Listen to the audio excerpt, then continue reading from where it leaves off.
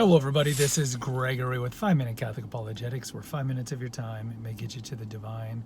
Today, we're going to talk about some fundamental differences between the extraordinary and ordinary versions of Mass. In other words, from the Latin Mass to the Novus Ordo Mass. Now, before we begin, let's start with a prayer. In nomine Patris et Filii et Spiritui Sancti. Amen. Gloria Patri et Filio et Spiritui Sancto, secutor in principio et nunc et semper et secula seculorum. Amen. All right, so if you go to some of my early videos, and I'll try to put the banners in here, I do like the extraordinary form. Now, I don't go to a church that has the Latin Mass. I am a member of the Ordinariate of the Chair of St. Peter, which is a national diocese mostly made up of former Anglican congregations that have come back to the Catholic faith. They're in full communion with Rome. But I do like to do my prayers in Latin. As you know, I do the Glory Be, but I do my Rosary, my St. Michael's prayer, my Memorare, the Anima Christi. I do these in Latin. And it just connects me to the past, to the patrimony of the church, of the saints from the past, and so forth. So this episode is just more like a general, like if you are used to, as Father McTeague likes to say, Our Lady of Suburbia, and you've gone your whole life to the typical Novus Ordo Mass, and you go to a TLM, whether it be an SSPX or one of the Ecclesia Dei churches like the Fraternity of St. Peter or the Institute of Christ the King, the ones that are in, I guess, communion with Rome, whereas SPX has the irregular relationship. You're going to notice a lot of things, and you might feel very out of place. Now, some of you might automatically be drawn to the solemnity of the extraordinary form that is typically, not always, typically lacking in the regular suburban parishes. And some of you are going to love it. Some of you are going to feel disoriented and discombobulated. I have gone to a Mass, to an ordinariate of the Chair of St. Peter, which in short has the trappings of the Latin Mass but is in English. And I've gone to a Latin Mass with converts or recent converts, and it's just, these converts are mostly from evangelicals backgrounds. And you just imagine, for you guys who do TLM, you go from like evangelical to TLM, it's just like day and night, right? So on one level, I would tell converts or people that are considering the faith, maybe go Novus Ordo to an ordinariate, and again, check on the internet if you have one in your area, to the TLM, because going from one to the other can be just way too much.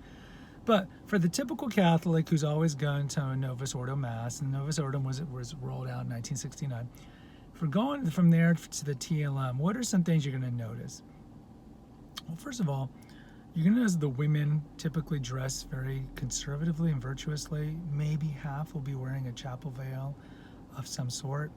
You'll notice that there's going to be typically bigger families. There's going to be actually families that have more than 3 kids, 4 kids, 5 kids. You're going to notice a lot of children, because if the parish ain't crying, it's dying. You'll notice that. You'll notice that the altar is going to be ad orientem, so facing east and back against the wall, which is the way it was really since the early days, certainly when Constantine legalized the church and the church was allowed to move into public buildings. You'll notice that. A lot of the old churches will have the retablo, which is kind of the architectural ornamenture above the altar. You don't really see retablos or rerardos, as they come in the Spanish world, in Novus Ordo parishes at all. You'll notice that you will not see resurrected Jesus in any of the TLMs, for sure. You'll notice that the acolytes or the altar boys are only going to be boys, and a lot of them are going to be adult men. That might throw you off. There's going to be an altar rail like it was prior to Vatican II, so everyone must receive in the tongue.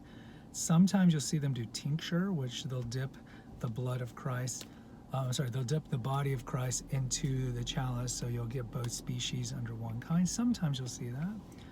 Also, you do not say amen when you receive the Eucharist at a TLM. You don't have to say it at all. I think the biggest difference is going to be just the solemnity or the sacredness that you're going to encounter when you are there. Because when you're at a Novus Ordo parish, it's just a lot of sounds and loud and a lot of participation. And what you're going to notice at a TLM is none of that. So you're going to notice it's quieter.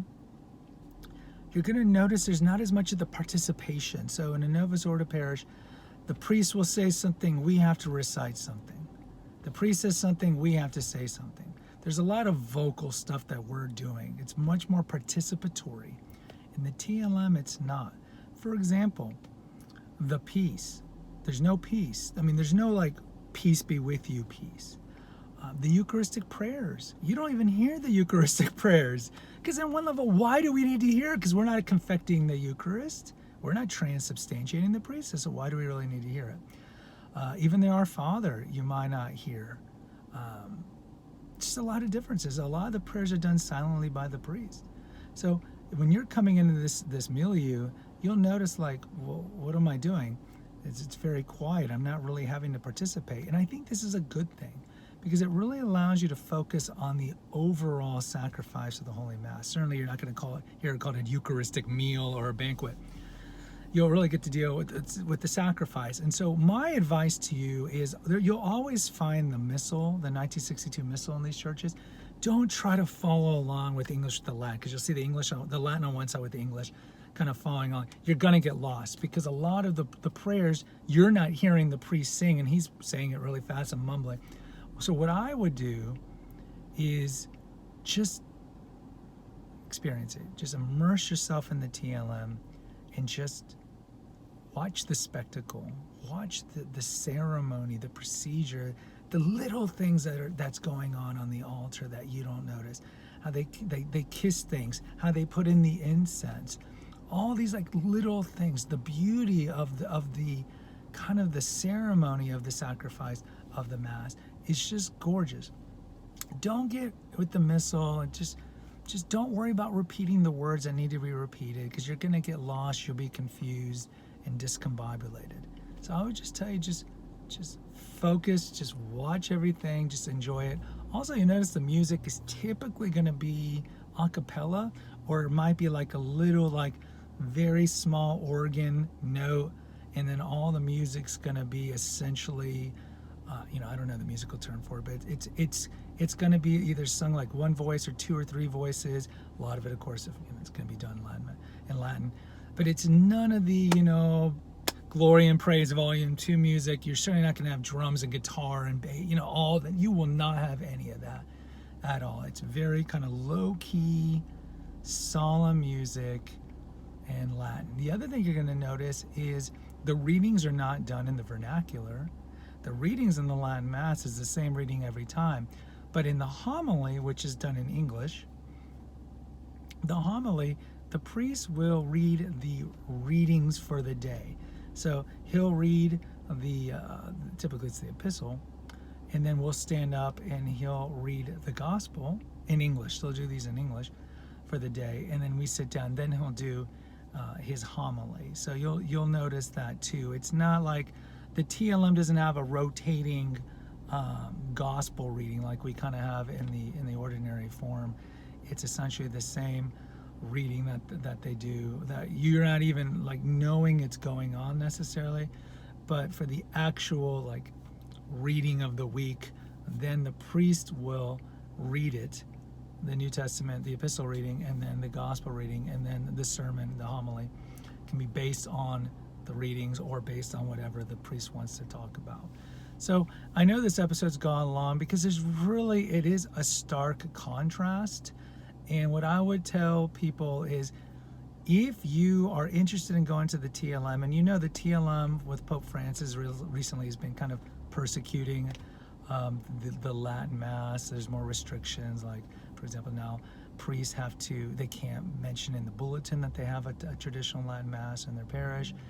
They have to get permission from the Vatican if they want to do the Mass, whereas previous to this kind of prohibition, Pope Benedict kind of had the mindset, if there's a priest who knows Latin in any parish and he wants to do it, and there's people who want to hear it, have it done. So now there's more of a prohibition on it.